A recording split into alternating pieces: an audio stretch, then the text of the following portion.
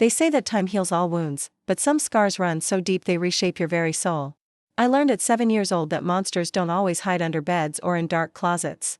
Sometimes they sit at the head of the dinner table, carve the Sunday roast, and everyone calls them family. My name is Myka, I'm 74 years old, and I'm speaking to you from my little cottage in Asheville, North Carolina, where the morning mist rolls through the Blue Ridge Mountains like whispered prayers.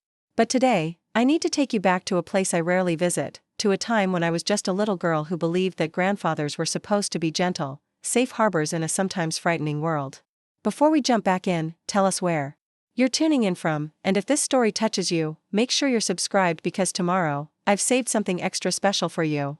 I was born on a crisp October morning in 1950 in the small farming town of Millbrook, Ohio, where the corn grew tall as church steeples and everybody knew everybody else's business before they knew it themselves.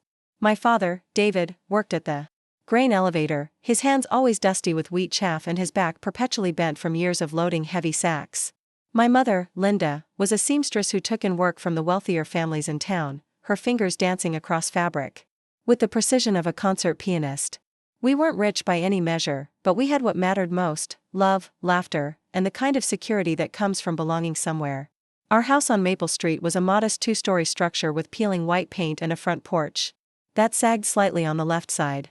The floorboards creaked a familiar symphony when you walked across them, and in winter, we'd huddle around the old cast-iron stove in the living room, sharing stories and hot cocoa that never tasted quite sweet enough but somehow always warmed you to your bones.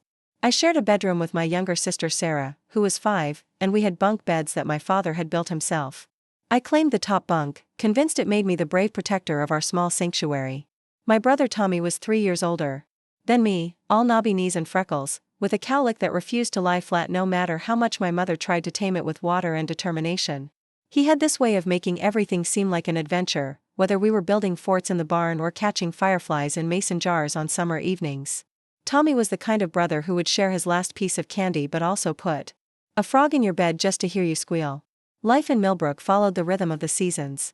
Spring meant helping mother plant her vegetable garden behind the house, watching tiny green shoots push through the dark soil like nature's own miracle. Summer brought long, lazy days spent swimming in Miller's Pond, the water so clear you could see the minnows darting between your toes. Fall arrived with the Harvest Festival, where the whole town gathered to celebrate another year of God's provision, and winter wrapped us in a blanket of snow that made the world look like a painting in one of the books at the library. Our lives revolved around family, church, and the simple pleasures that money couldn't buy. Sunday mornings found us scrubbed clean and dressed in our best clothes, walking the 4 blocks to First Methodist where Pastor Williams delivered sermons that somehow always seemed to know exactly what your heart needed to hear. After church, we'd pile into my father's old Ford pickup truck and drive the 20 miles to my mother's childhood home, where my grandparents still lived on the farm that had been in the family for 3 generations.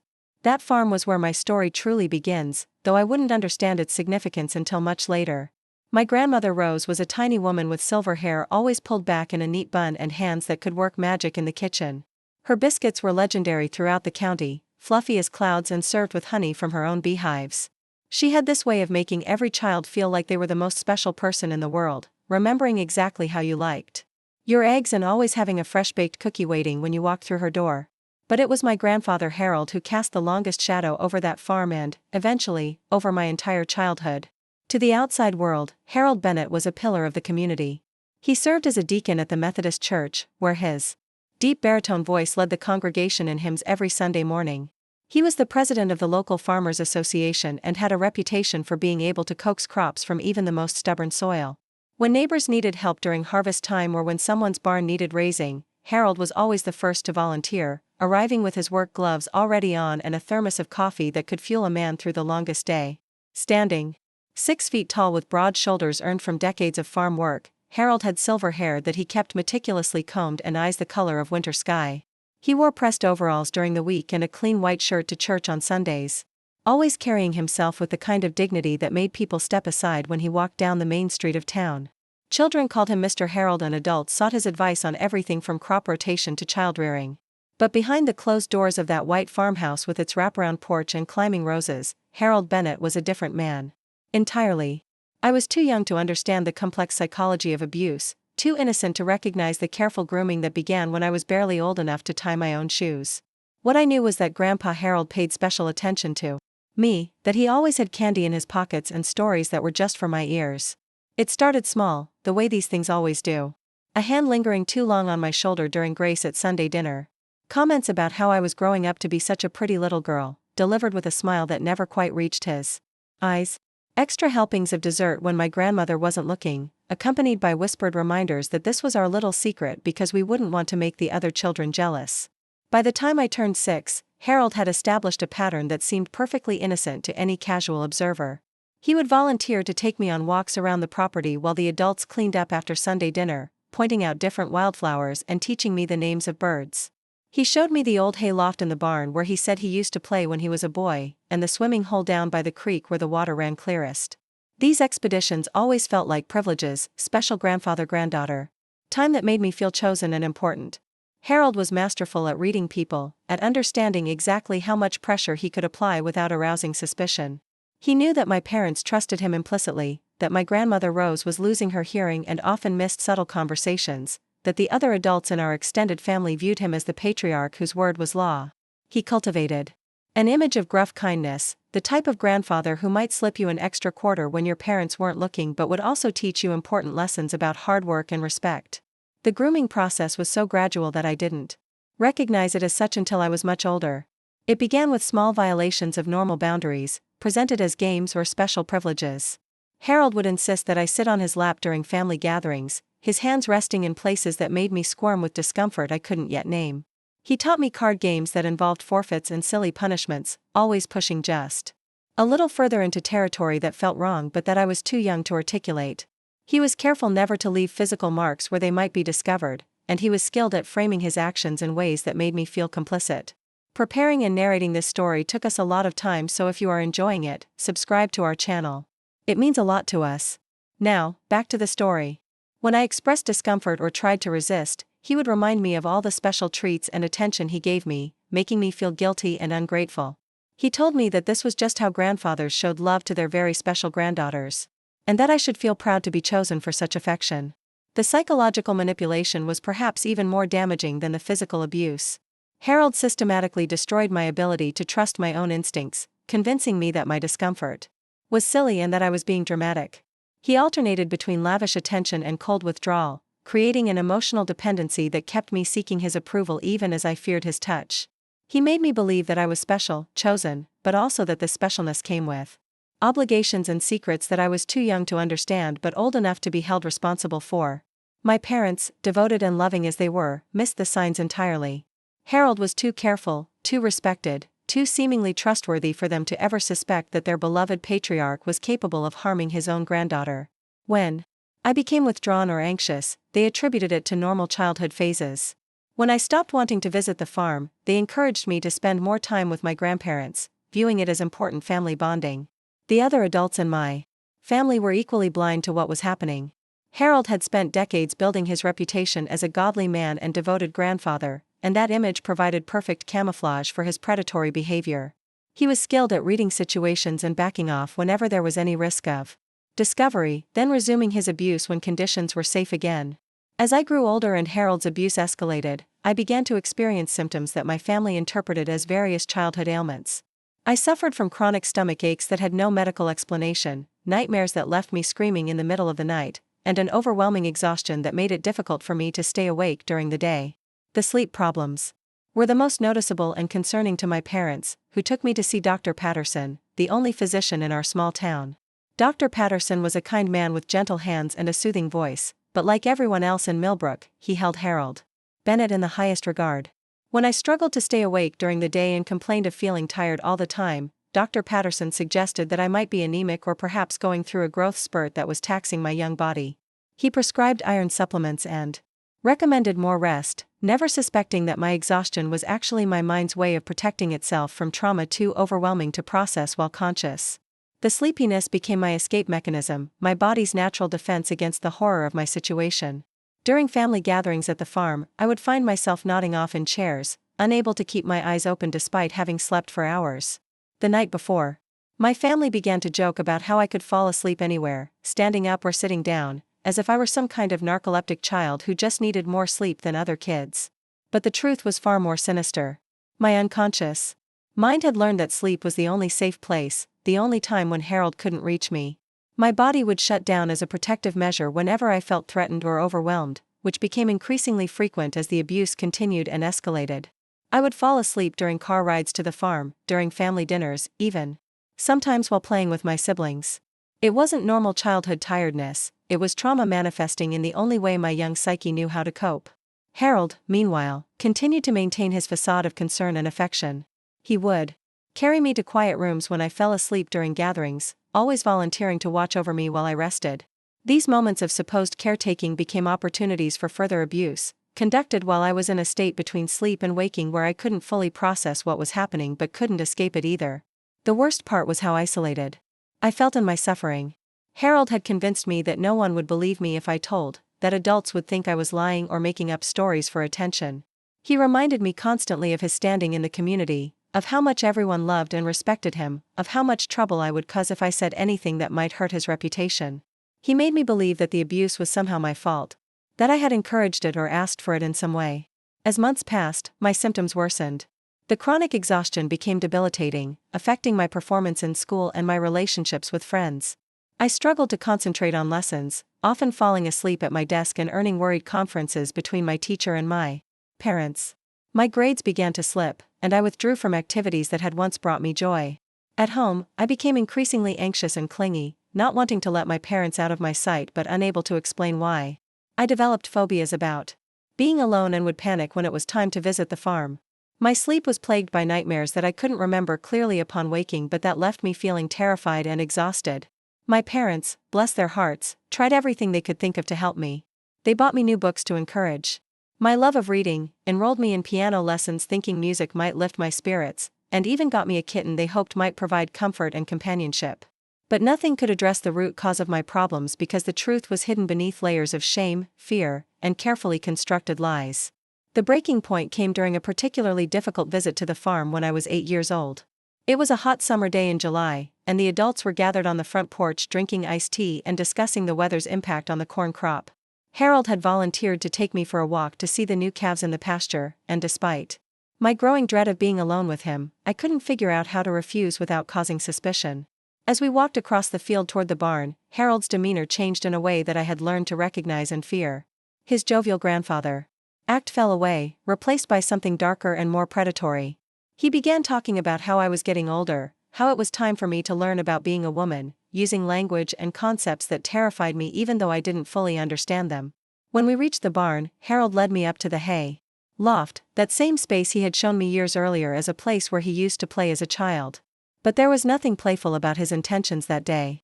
What happened in that loft was the culmination of years of grooming and abuse and assault. So traumatic that my mind simply couldn't process it. This suggestion was revolutionary for its time and place. Mental health was not widely discussed or understood in rural communities during the 1950s, and seeking psychological help carried significant stigma. But Mrs. Henderson persisted, gently explaining to my parents that some children experienced emotional difficulties that manifested as physical symptoms. She shared stories of other students she had worked with over the years, children who had overcome various traumas and challenges with appropriate support and intervention. She never directly suggested that I might be a victim of abuse, but she planted seeds of awareness that would eventually grow into understanding. The road to healing was long and difficult, marked by setbacks and breakthroughs in equal measure. But it began in that third-grade classroom with a teacher who refused to give up on a little girl who had given up on herself. Mrs. Henderson's unwavering belief in my worth and potential became the foundation upon which I would eventually rebuild my shattered sense of self. Looking back now from the vantage point of my 74 years, I can see how that period of my childhood shaped everything that came after. The trauma Harold inflicted didn't just affect my sleep patterns or my physical health, it fundamentally altered my understanding of trust, safety, and self-worth. But it also planted within me a fierce determination to ensure that no other child would suffer in silence the way I had. The journey from victim to survivor to someone who could help others began in that classroom with Mrs. Henderson, continued through years of slow healing and growth, and culminated in a life dedicated to breaking cycles of abuse and creating safety for vulnerable children.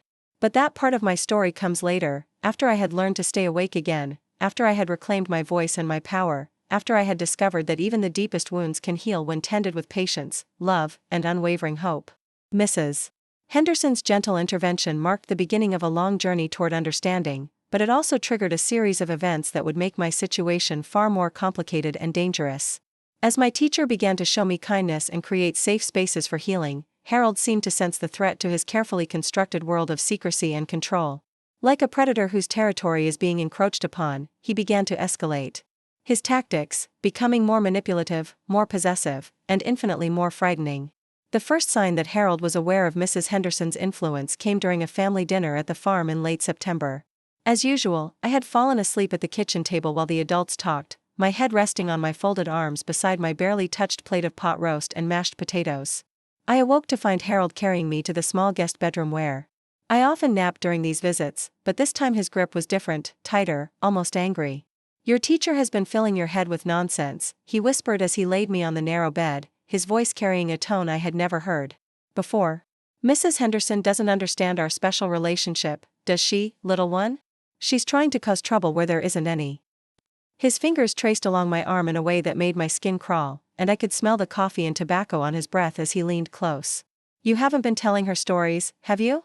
Because that would make Grandpa very sad, and you know how much it hurts Grandpa when you're not a good girl."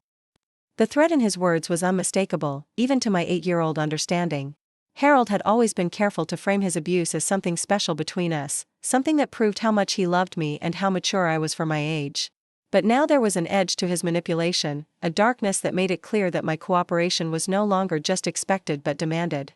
The consequences of resistance, while never explicitly stated, hung in the air like a gathering storm. Over the following weeks, Harold began to insert himself more aggressively into my daily life. He started calling our house more frequently, always asking to speak with me specifically. These conversations, conducted under the watchful but unsuspecting eyes of my parents, were masterclasses in psychological manipulation. Harold would ask about school, about my friends, about Mrs. Henderson with a casual tone that belied the intensity of his interest. "How are your grades, sweetheart?" he would ask, his voice warm and grandfatherly over the telephone line. "I hope you're being respectful to Mrs. Henderson. She's doing her best to help you, but sometimes teachers don't understand that some children are just different, more special than others. You remember how special you are, don't you?" The word special had become code between us, a reminder of the secrets we shared and the isolation those secrets created. Harold also began to visit our house more often, finding excuses to stop by during the week when he was supposedly running errands in town. He would bring small gifts for me, always presented in front of my parents as evidence of his devotion to his granddaughter. A bag of penny candy, a small doll with painted china features, a picture book about farm animals that he insisted on reading to me personally. These gifts came with invisible strings attached, reminders of my debt to him and his expectations for my gratitude. During these visits, Harold would find ways to be alone with me, even if only for a few minutes. He might volunteer to help me with homework while my mother prepared dinner, or offer to read me a bedtime story when my parents were busy with evening chores. These brief encounters were terrifying in their intensity, as Harold used every second to reinforce his control over me. "You know Grandpa loves you more than anyone else in the world," he would whisper as he pretended to help me with arithmetic. "That's why we have our special times together." The details remain mercifully hazy, protected by the same psychological mechanisms that had been shielding me all along. What I remember clearly is the aftermath, lying in the hay, feeling like my body wasn't my own anymore, while Harold straightened his clothes and reminded me once again that this was our secret, that no one would believe me if I told, that I would destroy the family if I spoke up. He helped me brush the hay from my hair and clothes, then walked me back to the house as if nothing had happened, chatting casually about the weather and asking if I wanted some of Grandma Rose's lemonade. The ride home that evening was torture. I sat pressed against the truck door, as far from my family as I could get, feeling dirty and broken and utterly alone. Every bump in the road sent waves of pain through my small body, but I couldn't explain why I was hurting without revealing what had happened. When my mother asked if I was feeling all right, I mumbled something about being tired and closed my eyes, retreating once again into the false safety of sleep. That night marked the beginning of the darkest period of my childhood. The trauma of what Harold had done sent my already fragile psychological state into complete disarray. I stopped eating regularly, picking at my food until my mother despaired of getting proper nutrition into me. I lost weight rapidly, my clothes hanging loose on my small frame like I was a scarecrow dressed in children's clothing. The sleep disturbances became even more severe. I would fall asleep without warning in the middle of conversations, during meals, even while standing up. My teacher, Mrs. Henderson, became genuinely concerned and called my parents in for another conference. She suggested that I might need to see a specialist, someone who could determine if there was a serious medical condition causing my symptoms. But perhaps most devastating was the way the trauma affected my relationship with my own family. I became suspicious and fearful of physical affection, even from my parents and siblings who had never done anything to hurt me. When my father tried to hug me goodnight, I would stiffen and pull away, breaking his heart in ways I couldn't understand at the time. When Tommy tried to include me in his games, I would retreat to my room, unable to explain why I no longer wanted to play. My parents were at their wits' end, trying to understand what had happened to their bright, cheerful daughter. They consulted with Dr. Patterson multiple times, seeking explanations for my dramatic change in behavior and health. He ran various tests, checking for everything from diabetes to neurological disorders, but everything came back normal. The medical establishment of that time had little understanding of childhood trauma and its physical manifestations, so my symptoms remained a mystery. Meanwhile, Harold continued his charade of being the concerned grandfather. He would ask my parents about my health during his weekly phone calls, expressing worry about my condition and offering to help in any way he could. He suggested that maybe I needed more fresh air and exercise, volunteering to take me for longer walks around the farm during our visits. The irony of my abuser positioning himself as part of the solution was lost on everyone except me. The worst part was that I began to believe Harold's narrative about my complicity in what had happened. At 8 years old, I lacked the cognitive development to understand that children cannot consent to sexual acts, that the responsibility for abuse always lies with the adult perpetrator. Harold's manipulation had convinced me that I was somehow to blame, that I had done something to encourage his attention, that I was dirty and shameful and deserving of punishment. This self-blame created a cycle of depression and self-hatred that colored every aspect of my young life. I began to see myself as fundamentally damaged, different from other children in ways that I couldn't explain but that felt permanent and irreversible. I stopped participating in class discussions, stopped raising my hand to answer questions, stopped believing that I had anything valuable to contribute to the world around me. The trauma also affected my spiritual life in profound ways. Our family's faith had always been a source of comfort and guidance, but now I found myself unable to pray or find solace in the hymns and Bible stories that had once brought me peace. If God loved children and protected the innocent, why had he allowed Harold to hurt me? If good people like my parents and grandmother couldn't see what was happening right under their noses, how could I trust that anyone would ever truly keep me safe? As weeks turned into months, my condition continued to deteriorate. I developed chronic headaches that would leave me curled up in dark rooms, unable to tolerate light or sound. My stomach problems became so severe that I could barely keep food down, leading to additional weight loss that left my mother crying over my dinner plate night after night. The exhaustion became so overwhelming that I would sometimes fall asleep while walking, stumbling as my body simply gave up trying to stay conscious. It was during this dark period that an angel appeared in my life, though I wouldn't recognize her as such for many years. Mrs. Henderson, my third-grade teacher, was a woman in her 50s with steel gray hair and eyes that seemed to see everything.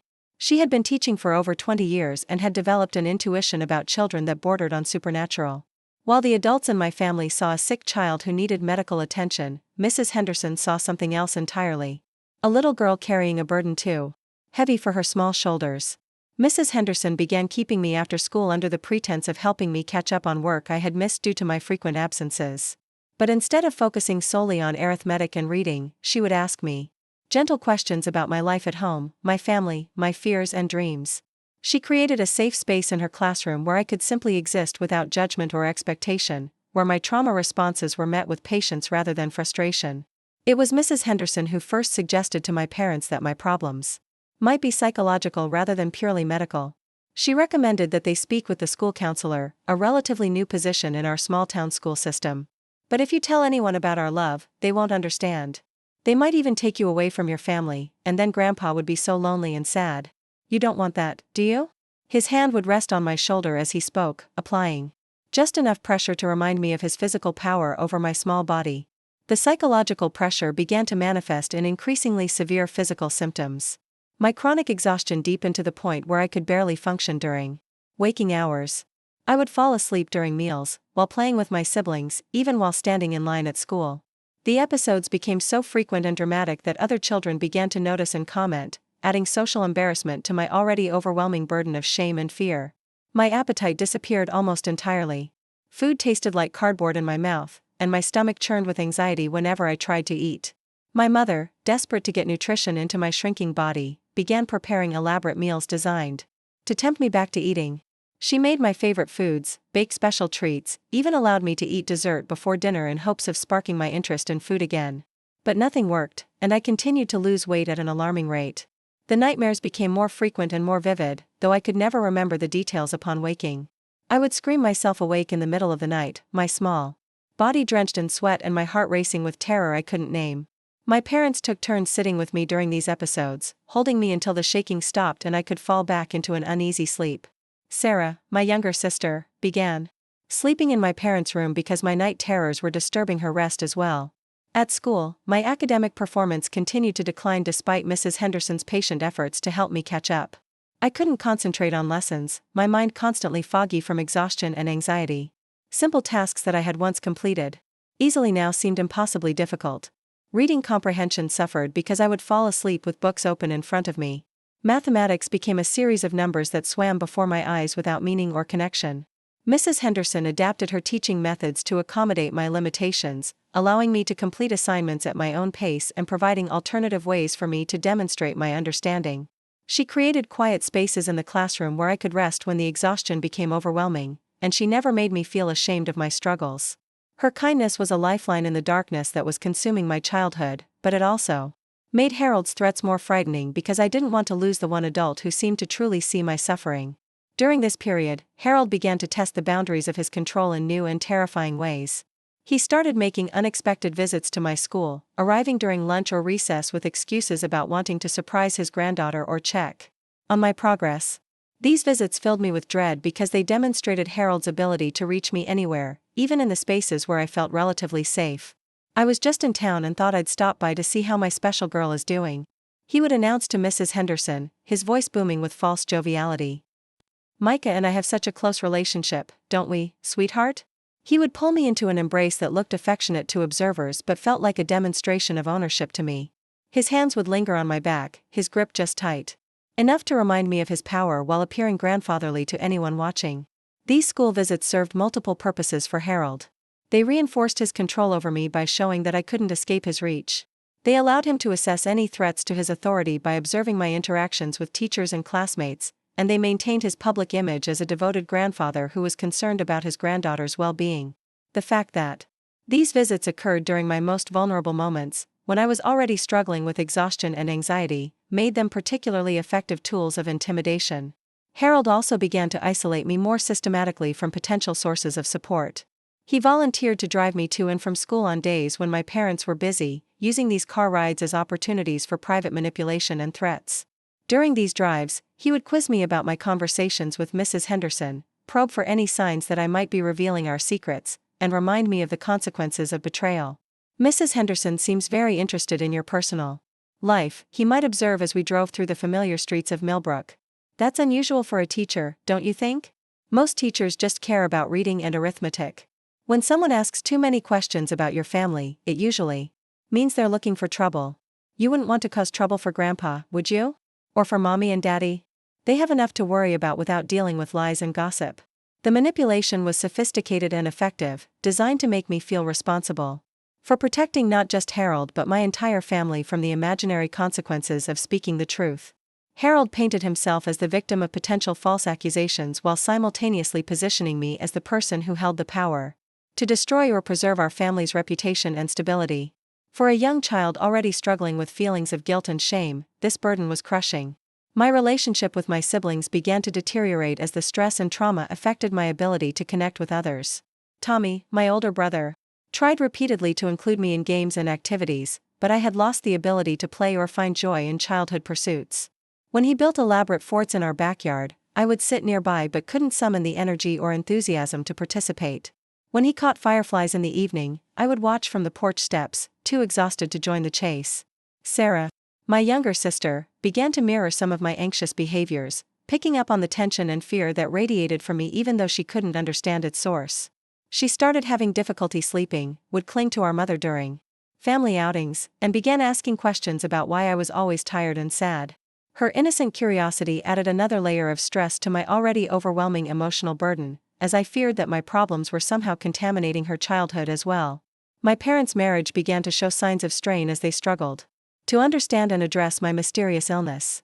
They had different theories about what might be wrong and different approaches to treatment, leading to quiet arguments that I could hear through the thin walls of our house.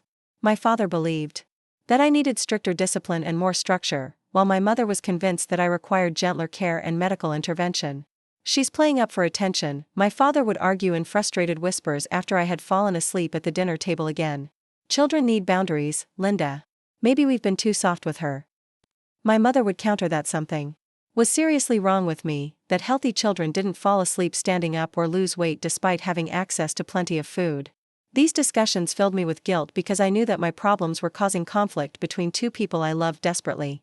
Dr. Patterson, our family physician, became increasingly concerned about my condition as my symptoms persisted and worsened. He ordered additional tests, looking for everything from rare neurological disorders to autoimmune diseases that might explain my constellation of symptoms. Each medical appointment was an ordeal of poking and prodding, of questions I couldn't answer honestly, of worried conversations between adults that stopped abruptly when I entered the room. The medical investigations revealed nothing conclusive, which only added to everyone's frustration and confusion. My blood work was normal, my reflexes were appropriate, and my physical development was tracking normally despite the weight loss. Dr. Patterson began to suggest that my problems might be psychological in nature, a radical proposition for our time and place. He recommended consultation with a specialist in the state capital, someone who might have more experience with unusual childhood conditions. This suggestion created significant anxiety for my parents, who viewed mental health issues as shameful and potentially permanent. The stigma associated with psychological problems in the 1950s was enormous, particularly in small communities where everyone knew everyone else's business. The prospect of having their daughter labeled as mentally ill was almost as frightening to them as the mysterious symptoms themselves. Harold, meanwhile, inserted himself into these medical discussions with the same calculated concern he brought to every aspect of his manipulation. He attended some of my doctor's appointments, presenting himself as a loving grandfather who was willing to support the family through this difficult time. His presence at these appointments served to monitor what information was being shared and to position himself as part of the solution rather than the cause of my problems. "Have you considered that this might just be a phase?" he would suggest to Dr. Patterson, his voice heavy with grandfatherly wisdom. "Children go through all kinds of stages as they grow up. Maybe we're making too much of this. Myka has always been a sensitive child, haven't you, sweetheart?" He would reach over to pat my hand as he spoke, the gesture appearing comforting to observers but feeling like a warning to me. During this period, Harold also began to involve other family members in his manipulation, using them as unwitting accomplices in maintaining his control over me. He would express concern about my condition to aunts and uncles, cousins and family friends, always positioning himself as the devoted grandfather who was worried about his granddaughter's health. These conversations served to reinforce his public image while also gathering information about any potential threats to his authority. My grandmother Rose, bless her heart, became an unwitting participant in Harold's psychological campaign. Her genuine concern for my well-being made her an easy target for his manipulation, as he would share selective information about my condition and suggest ways that she might help. Harold convinced her that I needed extra attention and special care, which provided him with additional opportunities for private access to me. "Myka seems so tired lately," Rose would fret during our Sunday visits, her kind eyes filled with worry. "Maybe she needs more rest. Harold, why don't you take her upstairs for a nap while we clean up? You're so good with her when she's not feeling well." These well-intentioned suggestions played directly into Harold's hands, providing him with legitimate excuses to be alone with me while appearing to be a caring grandfather who was helping to address my health problems. The isolation I felt during this period was profound and all-consuming. I was surrounded by people who loved me, but I couldn't reach them across the chasm that Harold's abuse had created. The secrets I carried felt like poison in my system, making me feel fundamentally different from everyone around me. I began to believe that I was permanently damaged, that the darkness inside me would always separate me from normal, healthy relationships. My faith, which had once been a source of comfort and strength, became another casualty of Harold's abuse. The God I had been taught to love and trust seemed absent from my suffering, and the prayers that had once brought me peace now felt hollow and meaningless. How could a loving God allow such terrible things to happen to a child? How could the adults in my life, many of them devout believers, be so blind to what was happening right in front of them? The cognitive dissonance between Harold's public persona and his private behavior became increasingly difficult for my young mind to process. During church services, I would watch him lead hymns and offer prayers, his voice strong and confident as he proclaimed his faith and devotion to God. The same hands that hurt me would be raised in worship, the same voice that threatened me would be lifted in praise. The contradiction was so profound that it began to feel like the entire world was built on lies and pretense. As autumn deepened into winter, my condition reached a crisis point that even my family could no longer ignore or rationalize away. I was falling asleep in public places, losing dangerous amounts of weight, and showing signs of psychological distress that were visible to anyone who spent time with me.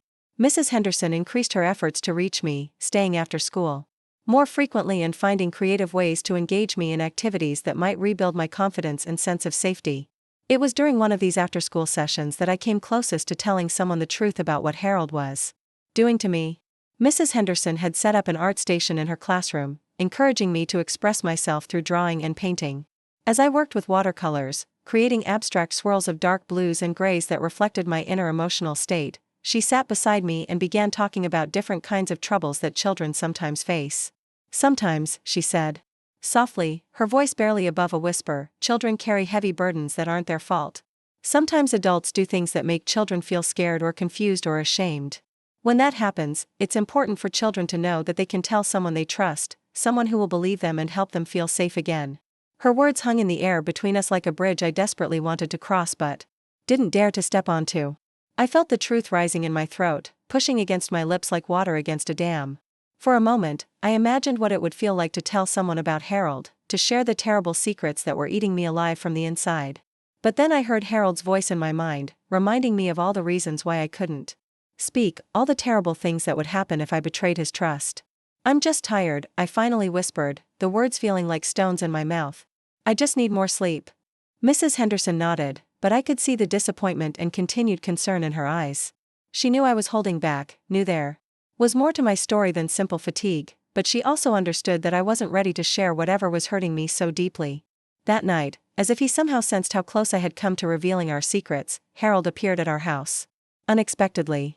He claimed that he had been worried about me and wanted to check on my progress, but I could see the calculation in his eyes as he assessed whether I posed a threat to his carefully constructed world. During his visit, he managed to get me alone. For just a few minutes, long enough to reinforce his control and remind me of the consequences of betrayal. Mrs. Henderson has been asking you questions, hasn't she? He said, his voice soft but menacing. Teachers can be very nosy sometimes, poking into family business that doesn't concern them. But you're a smart girl, Myka. You know that some things are private, special just between you and Grandpa. You wouldn't want to hurt Grandpa's feelings by repeating things that might be misunderstood, would you?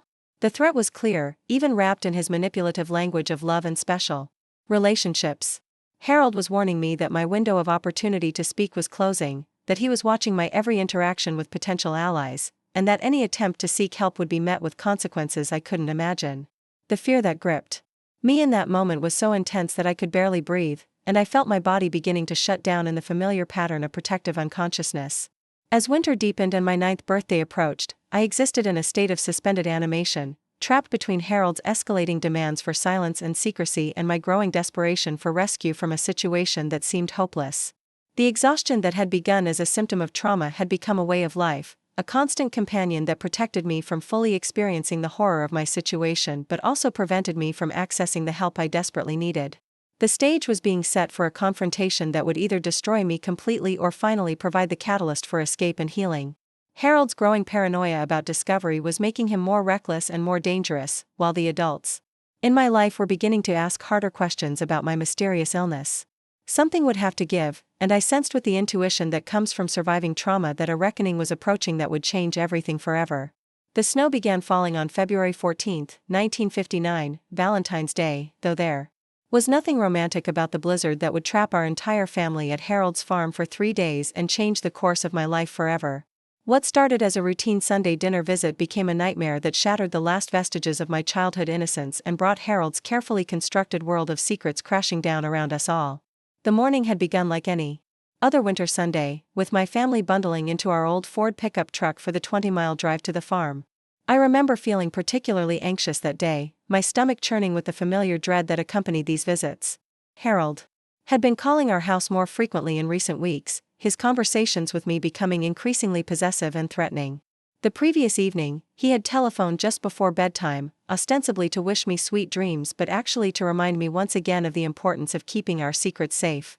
The snowfall intensified dramatically as we made our way along The rural roads toward the farm, fat flakes swirling in the headlights and accumulating rapidly on the windshield despite my father's best efforts with the wipers. By the time we arrived at Harold's property, the storm had transformed into a full-blown blizzard, with winds howling across the open fields and snow falling so heavily that visibility was reduced to mere yards.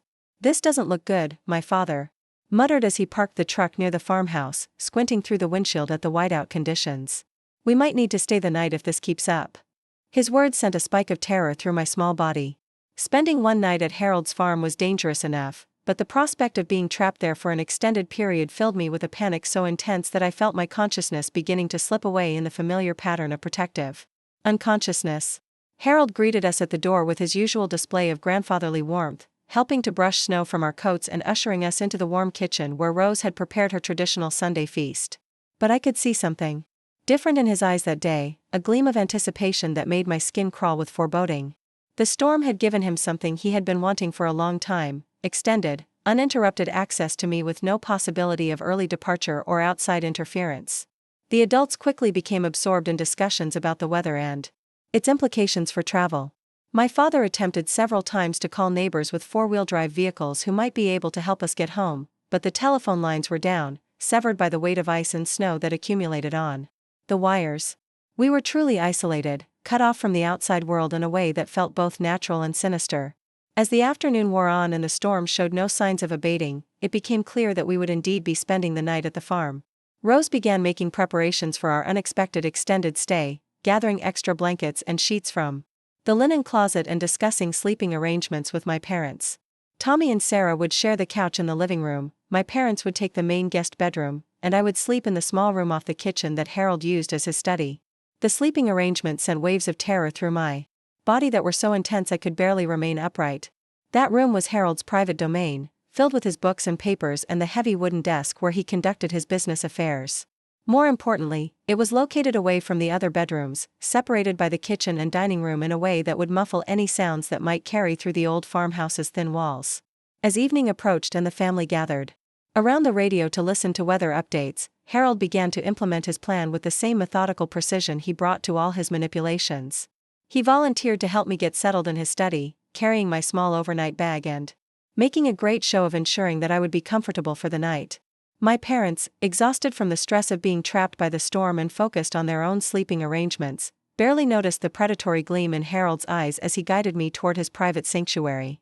The study was a masculine space, dominated by dark wood furniture and shelves lined with farming journals and religious texts. Harold's massive desk occupied one corner of the room, its surface covered with papers and ledgers that documented his various business enterprises. A narrow daybed had been set up beneath the room's single window, which now revealed nothing but the swirling white chaos of the continuing blizzard. "Isn't this cozy?" Harold said as he closed the door behind us, his voice taking on the intimate tone that I had learned to fear above all others. "Just you and Grandpa, nice and private where we won't disturb the others." He moved around the room with deliberate slowness, closing the curtains and adjusting the small space heater that would keep us warm through the long winter night. I stood frozen near the daybed, my young mind trying desperately to find some escape from the situation that was unfolding. But there was nowhere to run, no excuse I could make that would get me out of that room without arousing suspicion. The storm had created the perfect conditions for Harold to do whatever he wanted. And we both knew it. "You've been a very good girl lately," Harold continued, moving closer to where I stood trembling in my flannel nightgown.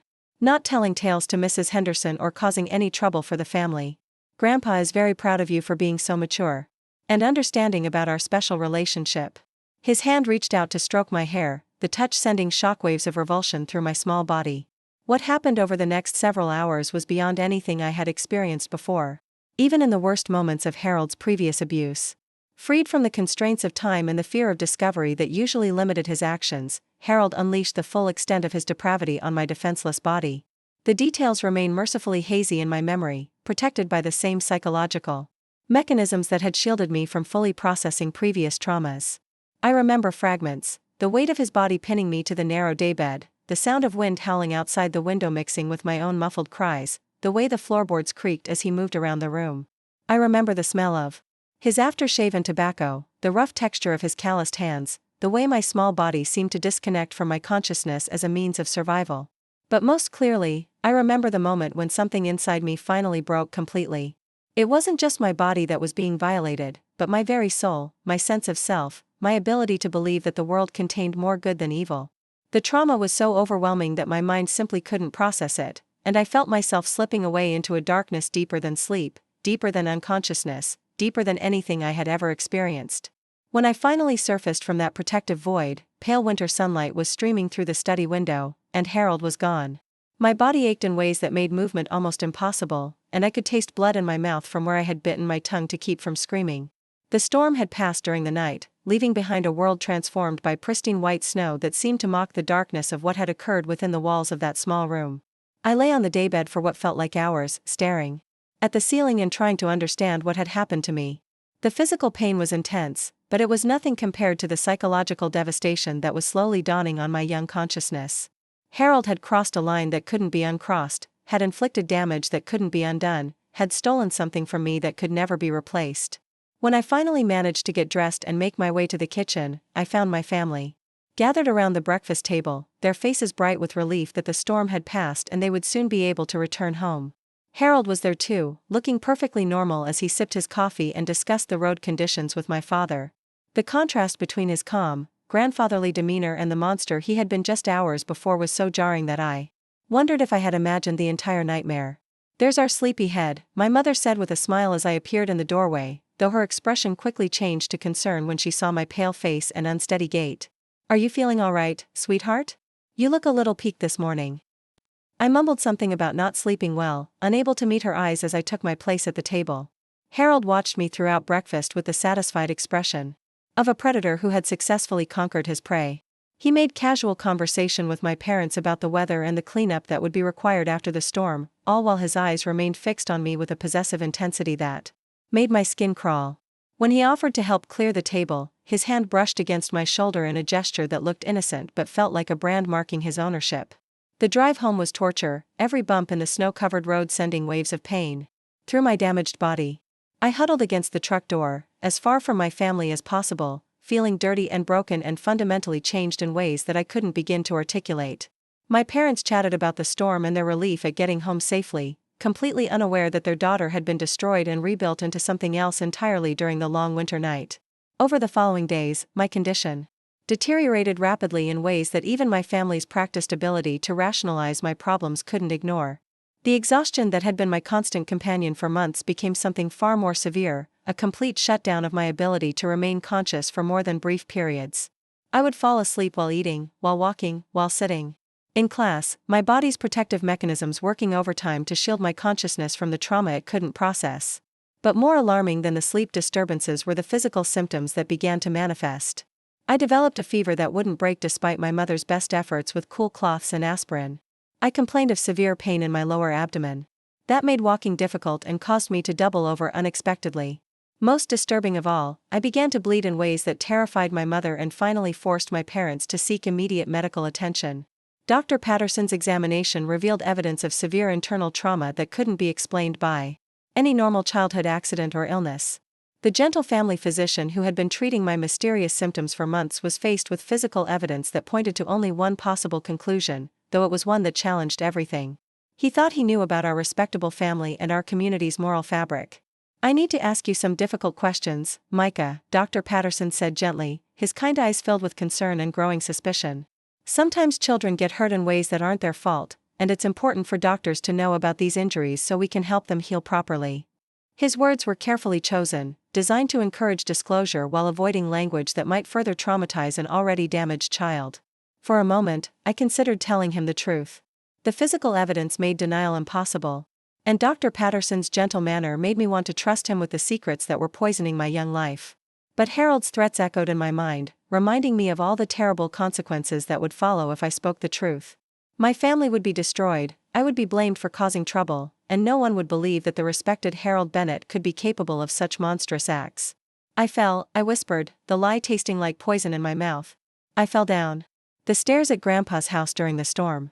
It was dark and I got confused trying to find the bathroom. The explanation was weak and unconvincing, full of holes that Dr. Patterson's trained eye could easily identify, but it was the best I could manage while Harold's psychological conditioning still held sway over my thoughts. Dr. Patterson didn't believe my story. That much was clear from his expression, but he also understood that pushing too hard might cause me to retreat further into silence and denial. Instead, he focused on treating my immediate medical needs while carefully documenting his findings. In my chart, he prescribed medication for the pain and infection, provided detailed instructions for my care, and scheduled follow-up appointments to monitor my recovery. But Dr. Patterson also did something else that day, something that would prove crucial to my eventual rescue and healing. He made a phone call to the county social services office, reporting his suspicions about possible abuse to the appropriate authorities. It was a brave and necessary action that put his own reputation at risk, since he was essentially accusing a pillar of the community without definitive proof. The social worker who responded to Dr. Patterson's call was a woman named Margaret Foster, a no-nonsense professional in her 50s who had seen enough cases of child abuse to recognize the signs even when they were carefully hidden. Mrs. Foster arrived at our house 3 days after my medical examination, introducing herself to my parents as someone who was following up on concerns raised by my doctor about my ongoing health problems. Harold, of course, made sure to be present for Mrs. Foster's visit. He positioned himself as the concerned grandfather who was willing to help in any way possible to ensure my well-being. His performance was masterful, combining just the right amounts of worry, cooperation, and indignation that anyone might dare to question his family's integrity. He answered Mrs. Foster's questions with apparent openness while subtly undermining any possibility that I might reveal the truth about my condition. "This whole situation has been very difficult for our family," Harold said with practiced sincerity, his voice heavy with grandfatherly concern. "Poor little Myka has been struggling with these health problems for months, and we've all been doing everything we can to help her get better. If there's anything else we can do, any other doctors we should see, any treatments we should try, please let us know. We just want our granddaughter to be healthy and happy again." Mrs. Foster was too experienced to be fooled by Harold's performance. But she also knew that suspicion wasn't enough to remove a child from what appeared to be a loving family environment. She conducted a private interview with me, asking gentle questions about my home life, my relationships with family members, and my experiences during the recent storm. But Harold's psychological conditioning held firm, and I maintained my story about falling down the stairs despite Mrs. Foster's skillful attempts to encourage disclosure. "Sometimes children feel like they need to protect adults they love," Mrs. Foster said during our interview, her voice soft but persistent. "Sometimes they worry that telling the truth about being hurt might cause trouble for their families. But I want you to know that if someone has hurt you, it's not your fault, and you won't be in trouble for telling the truth about what happened." Her words were like a lifeline thrown to a drowning person, the first real hope I had felt since the nightmare began. Within hours, the carefully orchestrated investigation that had been building around Harold's abuse shifted into high gear. Mrs. Foster was contacted immediately, and she arrived at the school to conduct an official interview while the evidence was still fresh and my courage to speak the truth was still strong. Dr. Patterson was called in to conduct another examination, this time with my full cooperation and honest answers about how my injuries had occurred. The arrest warrant for Harold Bennett was signed by Judge Morrison that same evening, though executing it would prove to be more complicated than anyone had anticipated. Harold had somehow learned that his world was collapsing around him, perhaps through the small-town grapevine that made keeping secrets nearly impossible in a community like Millbrook. By the time Sheriff Collins and his deputies arrived at the farm, Harold was gone, having fled during the night with whatever cash and belongings he could carry. The manhunt that followed would last for 3 weeks and extend across multiple states as law enforcement agencies worked together to track down a man who had fooled an entire community for decades. But that part of the story, dramatic as it was, mattered less to me than the simple fact that the truth was finally out in the open, that the burden of secrecy had been lifted from my small shoulders, and that the healing could finally begin. The morning after I told Mrs. Henderson the truth about Harold, I woke up feeling like I had been hollowed out from the inside, as if all the words I had finally spoken had taken pieces of my soul with them. But beneath the exhaustion and fear, there was something new, something I hadn't felt in years: relief. The terrible secret that had been eating me alive was no longer mine alone to carry. For the first time since the abuse began, I had adults on my side who believed me and were working to keep me safe. The immediate aftermath of my disclosure was a whirlwind of activity that both frightened and comforted me. Mrs. Foster returned to our house that same day, this time accompanied by a detective from the county sheriff's office and a specialized interviewer trained to work with child victims. They transformed our modest living room into a makeshift command center, their serious faces and official notebooks making it clear that Harold's reign of terror was finally being taken seriously by the adult world. My parents' reaction to learning the truth about Harold was devastating to witness. My father went through stages of denial, rage, and guilt so quickly that I worried he might collapse under the emotional weight. How could I not have seen it? He kept repeating, pacing back and forth across our small living room like a caged animal. How could I have let that monster hurt my little girl? My mother simply wept, great silent tears that streamed down her face as she held me close and whispered apologies for not protecting me when I needed her most. The guilt my parents carried was almost as painful for me to watch as my own suffering had been to endure. They blamed themselves for missing the signs, for trusting Harold, for not listening more carefully to my attempts at communication. Mrs. Foster spent considerable time helping them understand that predators like Harold are skilled manipulators who deliberately choose victims and circumstances that make discovery unlikely. But logic doesn't always heal emotional wounds, and my parents would struggle with their sense of failure for years to come.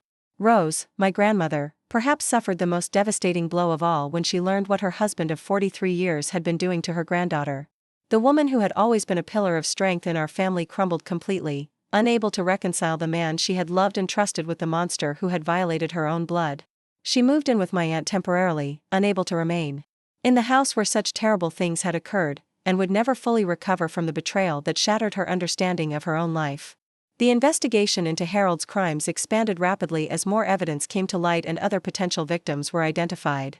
Mrs. Foster worked with law enforcement to contact families of other children who had spent time alone with Harold. Over the years, and slowly, a pattern of abuse emerged that stretched back decades. I learned that I was not Harold's first victim, nor would I have been his last if Mrs. Henderson hadn't recognized the signs and encouraged me to speak up. 3 other young girls came forward with their own stories of abuse at Harold's hands, each one eerily similar to my own experience. There was Jennifer, now 16, who had been victimized by Harold when she was 7 during summer visits to the farm. There was Maria, age 12, whose family had hired Harold to help with their harvest just 2 years earlier. And there was little Emma, only 6 years old, whose parents had trusted Harold to babysit during church functions. Each story revealed the same pattern of grooming, manipulation, and escalating abuse that I had endured. Learning about the other victims was both heartbreaking and strangely comforting. On one hand, it filled me with guilt and rage to know that other children had suffered because Harold hadn't been stopped sooner. But it also provided validation that my experience was real, that I hadn't imagined or exaggerated what had happened to me. For a child who had been systematically made to doubt her own perceptions, this confirmation was crucial to beginning the healing process. The search for Harold continued for 3 weeks, with law enforcement agencies across multiple states coordinating their efforts to track down a man who had vanished into the vast American landscape. He had taken his truck and whatever cash he could gather quickly, but he had also left behind a lifetime of roots and connections that eventually led to his downfall.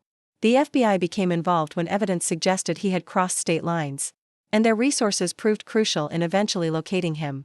Harold was finally arrested at a truck stop outside Kansas City, Missouri, where he had been working under an assumed name as a day laborer.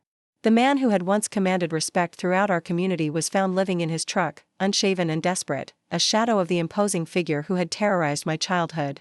His arrest made front-page news in our local paper, sending shockwaves through a community that prided itself on knowing and trusting its neighbors. While the legal proceedings began their slow march toward justice, my family and I faced the enormous challenge of rebuilding our lives after such a devastating betrayal. The first priority was addressing my immediate medical and psychological needs, which had been neglected for far too long. Her words created a crack in the wall of silence that Harold had built around me, and for a moment I wavered on the edge of confession. But the fear was still too strong, the threats too vivid, the conditioning too complete. I stuck to my story about the fall, even as tears streamed down my face and my body trembled with the effort of maintaining the lie. Mrs. Foster left our house that day without the evidence she needed to take immediate action, but she also left with the absolute certainty that I was being abused by someone in my family circle. She couldn't prove it yet, but she had seen too many cases like mine to have any doubt about what was really happening. More importantly, she was determined to find a way to protect me, even if it meant playing a longer game than she would have preferred. The investigation that followed was conducted with the careful discretion necessary in a small community where everyone knew everyone else's business and reputations could be destroyed by mere rumors. Mrs. Foster worked closely with Dr. Patterson to document the medical evidence of abuse, while also reaching out to other professionals who had contact with our family to gather additional information about my condition and behavior patterns. Mrs. Henderson, my teacher, became a crucial ally in this investigation. She provided detailed documentation of my declining academic performance, my chronic exhaustion, and the changes in my behavior that she had observed over the past year. She also shared her growing suspicions that my problems were related to some form of trauma rather than a medical condition, though she had never been able to get me to reveal the source of that trauma.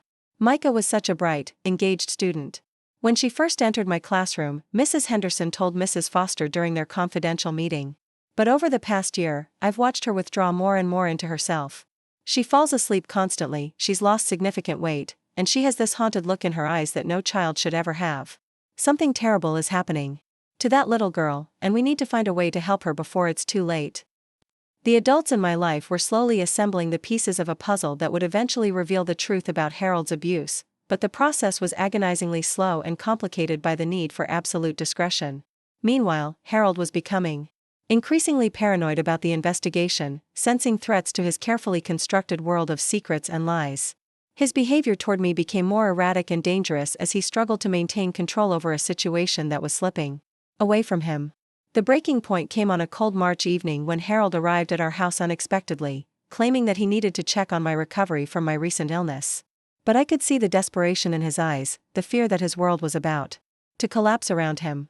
During the brief time he managed to get me alone, he delivered an ultimatum that would force me to make a choice between continued silence and the possibility of freedom.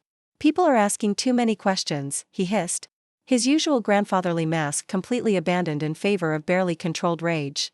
"That social worker, your teacher, even Dr. Patterson are sticking their noses where they don't belong. If they keep pushing, if they find out about our special relationship, it will destroy everything. Your parents will blame you for not stopping it, your family will be ruined, and you'll spend the rest of your life in some terrible institution where no one will ever love you again." But then Harold made a mistake that would prove to be his undoing. In his desperation to maintain control, he escalated his threats beyond psychological manipulation to physical violence. When I didn't respond to his words with the complete submission he expected, he grabbed my arm with such force that he left bruises in the perfect shape of his fingerprints.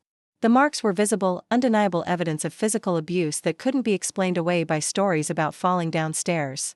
Mrs. Henderson noticed the bruises the next day when I unconsciously pushed up my sleeves during an art project. Her sharp intake of breath and the way her face went pale told me that she understood exactly what those marks meant and who had made them. For the first time since the abuse began, I had physical evidence that someone else could see and interpret correctly. "Myka," Mrs. Henderson said softly, kneeling beside my desk so that we were at eye level, "those marks on your arm, they look like someone grabbed you very hard. Can you tell me how that happened?" Her voice was gentle but urgent, filled with the knowledge that this might be the moment when the truth finally came to light. And suddenly, as if a dam had burst inside my chest, the words came pouring out of me in a torrent of pain and fear and desperate hope for rescue. I told Mrs. Henderson everything, about Harold's grooming, about the escalating abuse, about the threats that had kept me silent for so long.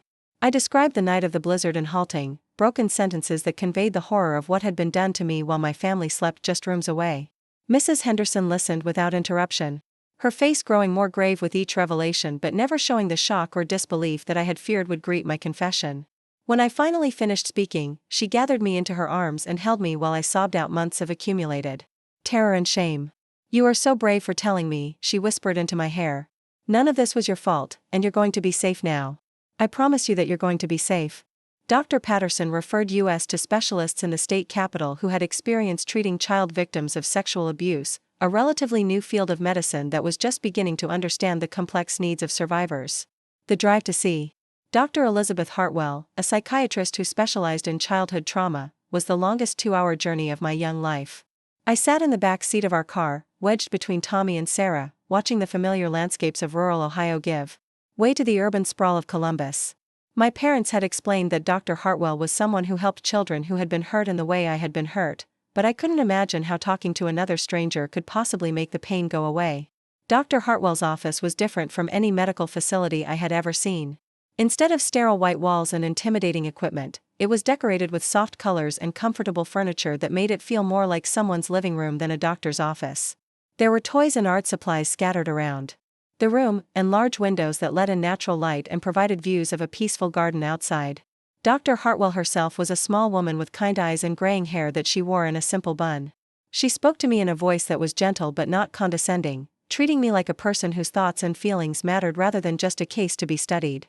During our first session, she explained that healing from trauma was like learning to walk again after a serious injury, that it would take time and patience and lots of practice, but that it was absolutely possible. Your mind did exactly what it was supposed to do to protect you, Dr. Hartwell explained during one of our early sessions. The sleepiness, the forgetfulness, even the physical symptoms you experienced were all ways your body tried to keep you safe when there was no other way to escape. But now that you are safe, we can help your mind and body learn new ways of being in the world. The therapy process was unlike anything I had ever experienced. Dr. Hartwell used a combination of talk therapy, art therapy, and play therapy to help me express feelings and memories that I didn't have words for.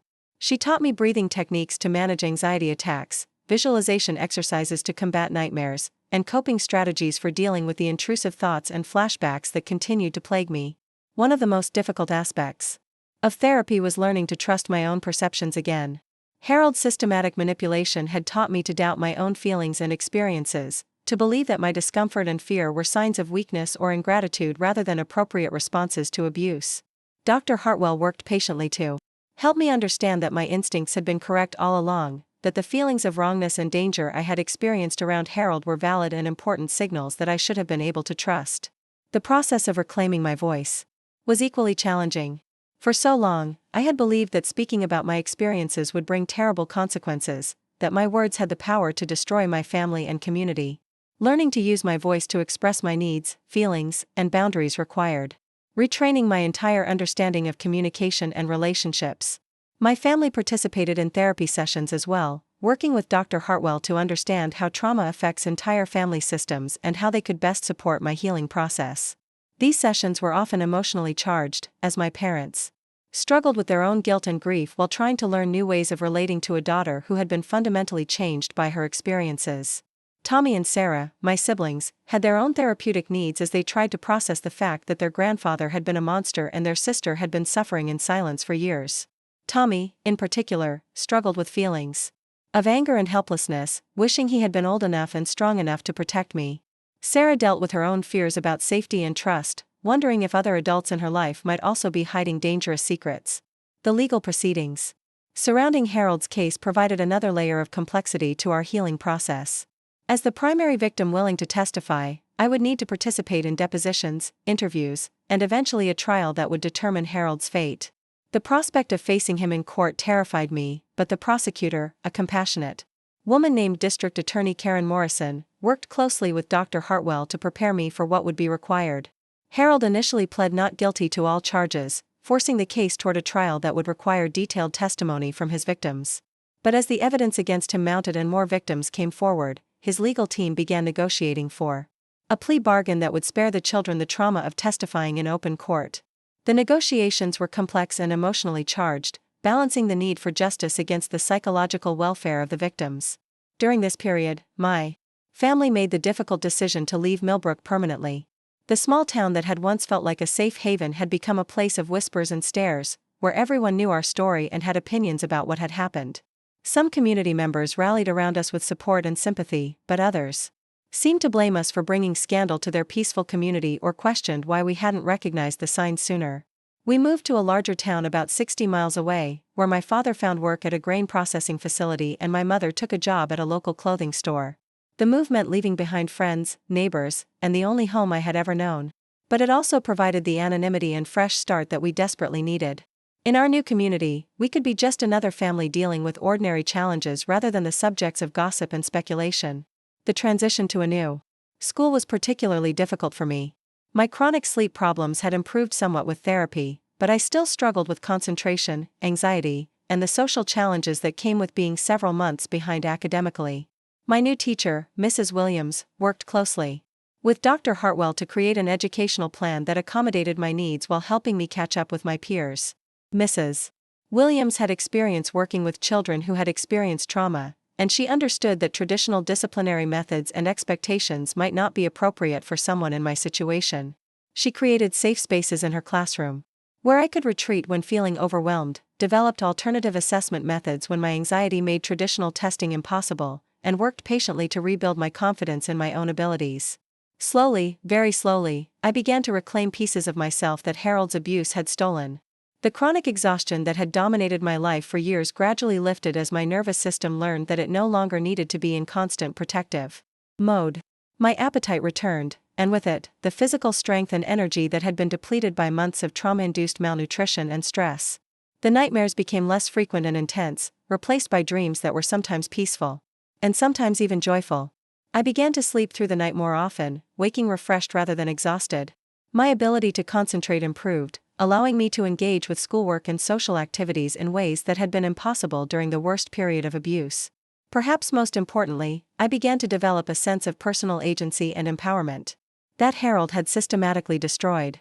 Dr. Hartwell helped me understand that while I couldn't change what had happened to me, I could choose how to respond to it moving forward. I could decide who to trust, what activities to participate in, and how to set boundaries that would protect my emotional and physical well-being. The plea negotiations finally concluded in Harold's acceptance of a deal that would send him to prison for 25 years without the possibility of parole. While part of me had wanted to see him face trial and be publicly held accountable for his crimes, the prospect of testifying in court had filled me with dread. The plea bargain meant that justice would be served while sparing me and the other victims the additional trauma of reliving our experiences in public. Harold's sentencing hearing provided a form of closure that I hadn't expected. Dr. Hartwell had prepared me to write a victim impact statement that would be read in court, giving me the opportunity to tell Harold directly how his actions had affected my life. Standing at the podium in that courtroom, looking at the man who had once held such terrifying power over me, I felt a strength I hadn't known I possessed. "You tried to steal my voice," I said, my words clear and strong despite the trembling in my hands. "You tried to make me believe that I was worthless and powerless. But you failed. I am here, I am speaking, and I am going to live a life full of love and joy and purpose despite everything you did to try to stop me." The words felt like a victory, a reclamation of the power Harold had taken from me. As my 10th birthday approached, marking nearly a year since the truth about Harold's abuse had come to light, I realized that while the healing process was far from complete, I had already traveled an enormous distance from the broken, silent child I had been. I still had difficult days, still struggled with trust and anxiety, still carried scars that would never fully disappear. But I also had hope, support, and a growing understanding of my own resilience and strength. The journey ahead would be long and sometimes challenging, but for the first time in years, I could envision a future that held possibilities beyond mere survival. I could imagine growing up, going to college, having a career, maybe even a family of my own someday. Most importantly, I could imagine using my experience to help other children who might be suffering in silence, to be the voice for them that Mrs. Henderson had been for me. Sitting here in my garden this morning, watching my great-granddaughter Emma chase butterflies among the lavender bushes, I find it almost impossible to believe that 65 years have passed since that terrifying little girl first found her voice. The woman I became bears little resemblance to the broken child who could barely stay awake, who flinched at every touch, who believed she was somehow responsible for the evil that had been done to her. The path from survivor to thriver was neither straight nor simple. High school brought new challenges as I navigated adolescence while still processing childhood trauma. Dating was particularly difficult, as intimate relationships triggered memories and fears that took years to overcome. But I was fortunate to meet Michael during my senior year, a gentle soul who worked at his family's hardware store and had the patience to understand that healing happens in its own time. Michael never pressured me to share more than I was ready to reveal, never made me feel broken or damaged because of my past. When I finally told him about Harold during our second year of marriage, he simply held me and said, "Thank you for trusting me with your story. It doesn't change how I see you, except to make me admire your strength even more." His acceptance helped me understand that my worth wasn't diminished by what had been done to me.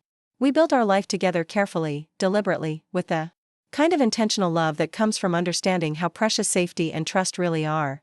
Our 3 children, Rebecca, Daniel, and Christina, grew up in a home where open communication was valued above all else, where no topic was too difficult to discuss, and where their voices were always heard and respected. Motherhood awakened a fierce protectiveness in me that I channeled into becoming an advocate for other survivors. When Rebecca started kindergarten, I began volunteering with the local crisis center, answering phones and providing support to families facing their own nightmares. Later, I went back to school to earn my degree in social work, driven by the knowledge that Mrs. Henderson and Dr. Hartwell had quite literally saved my life. My career in child protective services spanned 32 years, during which I worked with hundreds of families touched by abuse and neglect. Each case reminded me of my own journey, and I brought to my work not just professional training but the lived experience of someone who understood the complex emotions survivors navigate. I knew what it felt like to be afraid of your own shadow, to distrust the very people meant to protect you, to carry shame that wasn't yours to bear. The most rewarding moments of my career came when I could look a frightened child in the eye and say, "I believe you. What happened to you is not your fault. And you are going to be okay." Those words, delivered with the authority of someone who had walked that dark path and emerged into the light, had a power that no amount of professional training could provide. There were difficult cases that brought back my own memories with startling clarity. I learned to recognize my triggers and developed healthy coping mechanisms with the help of ongoing therapy. Dr. Hartwell remained my therapist for nearly 20 years, and even after our formal sessions ended, her wisdom continued to guide my understanding of trauma and recovery. The sleep issues that had defined my childhood never completely disappeared, but they transformed into something manageable. I still experienced occasional insomnia during stressful periods, but the overwhelming exhaustion that had once dominated my life became a distant memory. I learned to view my heightened sensitivity to stress as a gift rather than a weakness, an early warning system that helped me maintain my emotional and physical health. My marriage to Michael deepened over the decades as we faced life's challenges together. When my mother developed Alzheimer's disease, Michael took leave from work to help me care for her during her final months. When his father had a stroke, I supported him through the difficult decisions about care and treatment. We weathered financial struggles, health scares, and the normal complications of raising 3 children, always returning to the foundation of trust and communication we had built from the beginning. Our children grew into remarkable adults who understood from an early age that their family story included both darkness and light. We never burdened them with inappropriate details, but we taught them about personal safety, body autonomy, and the importance of speaking up when something feels wrong. They learned that strength comes not from avoiding difficult topics but from facing them with courage and support.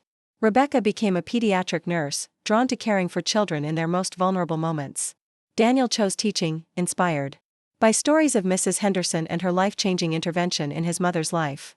Christina pursued law enforcement, determined to protect other children from predators like Harold. Each of them carried forward the lessons of vigilance, compassion, and advocacy that had shaped our family's values. Grandmotherhood brought unexpected healing as I watched my children raise their own babies with the same intentional care that Michael and I had practiced. Holding my first grandchild, little Marcus, I felt a profound sense of completion, as if the circle of damage that Harold had created was finally being transformed into a circle of protection and love. When Marcus was 5 years old, the same age I had been when Harold's grooming began, I made a conscious decision to share an age-appropriate version of my story with him. We talked about body safety, about the difference between appropriate and inappropriate touches, about the importance of telling trusted adults if anyone ever made him feel uncomfortable. His innocent questions and absolute trust in my guidance reminded me how far I had traveled from that frightened little girl who had no one to turn to. The years brought their share of losses as well as victories. My father passed away when I was 43, never having fully forgiven himself for failing to protect me from Harold. My mother lived until she was 87, though Alzheimer's stole her memories of both the trauma and the healing that had defined our family's journey. Rose, my grandmother, died just 5 years after Harold's imprisonment, her heart broken by the betrayal that had shattered her understanding of her own life. Harold himself died in prison when I was 52 years old, 16 years into his sentence. The news of his death brought complicated emotions that I worked through with my therapist. There was relief that he could never hurt another child, but also a strange sadness for the life he had wasted and the pain he had caused to so many innocent people. I realized that my healing had never depended on his suffering, that true freedom meant being able to think of him without rage or fear consuming me. Retirement gave me the opportunity to write my memoir, a project that took 4 years to complete and brought up memories I hadn't accessed in decades. The process was sometimes difficult but ultimately liberating, as it allowed me to tell my story in my own words and on my own terms. The book became a resource for other survivors and the professionals who work with them, proving that recovery is possible even from the most severe trauma. The speaking engagements that followed the book's publication took me to conferences, universities, and treatment centers across the country. Standing before audiences of survivors, advocates, and professionals, I shared not just the horror of what had happened to me but the hope of what was possible with proper support and treatment. Every time someone approached me after a presentation to say that my story had given them courage to continue their own healing journey, I was reminded of the profound purpose that had emerged from my pain. Technology brought new challenges and opportunities as social media created platforms for both survivors to connect and predators to find victims. I worked with online safety organizations to develop resources for parents and children, translating the lessons of my analog childhood into digital age warnings about grooming and exploitation. My great-grandchildren represent a new generation that will grow up with protections and awareness that didn't exist when I was young. They attend schools with mandatory reporting protocols, live in communities with trained social workers and specialized law enforcement units, and benefit from decades of research into trauma and recovery. While dangers still exist, the systems designed to protect children are stronger and more sophisticated than ever before. Looking back over my 74 years, I can see how every experience, even the most painful ones, contributed to the person I became and the work I was able to do. Harold stole my innocence and nearly destroyed my childhood, but he didn't succeed in breaking my spirit or preventing me from building a life filled with love, purpose, and meaning. The sleepiness that once protected me from unbearable trauma has been replaced by a wakeful vigilance on behalf of other vulnerable children. The silence that was forced upon me has become a voice that speaks truth and offers hope. The shame that nearly consumed me has been transformed into compassion for others carrying similar burdens. If you're listening to this and struggling with your own demons, whether from childhood trauma or other life challenges, I want you to know that healing is possible. It may not look the way you expect, it may take longer than you hope, and it will certainly require courage you don't yet know you possess. But the human spirit is remarkably resilient, and with proper support, even the deepest wounds can heal. The butterflies Emma is chasing will live only a few weeks, but in that brief time they'll transform completely from crawling caterpillars into creatures capable of flight. Sometimes I think we survivors are like those butterflies, emerging from our cocoons of trauma forever changed but finally free to soar. Up next, you've got 2 more standout stories right on your screen. If this one hit the mark, you won't want to pass these up. Just click and check them out.